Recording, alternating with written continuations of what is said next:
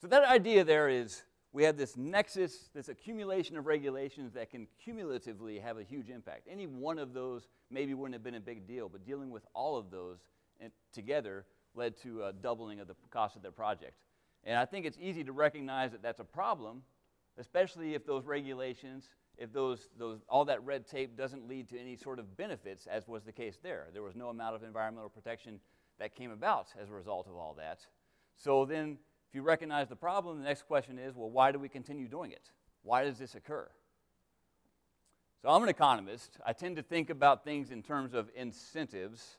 That gets me into problems at home often, but nonetheless, I think this is appropriate here to think about incentives of actors who could affect this. First is the incentives of agencies, the regulatory agencies that make the rules themselves.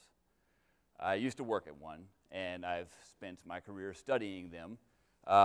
And I think it's pretty intuitively obvious to say when an agency has a regulatory program and can show that it's making more and more regulatory programs, that agency is going to expect the budgets to enforce those programs or to create new programs. That agency expects to have employees and hire employees when it makes new regulations. In short, as regulations grow, so does the power of the agency. And the people at the top of that agency, if they like power, if they like that prestige, if they like perhaps the promise of future income once they leave, will be happy to see that that growth occurs. And so there's incentive at the tops of the agencies to support a regulatory growth path as opposed to going back and getting rid of rules. There's also incentive in the rank and file at the bottom level, the economists and the lawyers who are on the teams that make new rules. I don't know if any of you have ever worked in an agency, but you probably are familiar with the awards process that goes on in agencies. You get plaques and you get sometimes bonuses for being parts of various projects. Those typically are awarded when a team will make a new rule.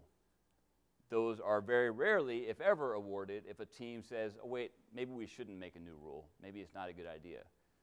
The creation of new regulations is a measurable output that agencies tend to look at in order to judge their own employees.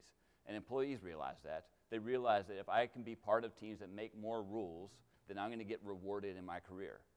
So there's incentive even at the lowest level inside agencies to make more rules, and little to none, unless you explicitly create that role for an employee, to look back and get rid of rules that maybe it makes sense to get rid of.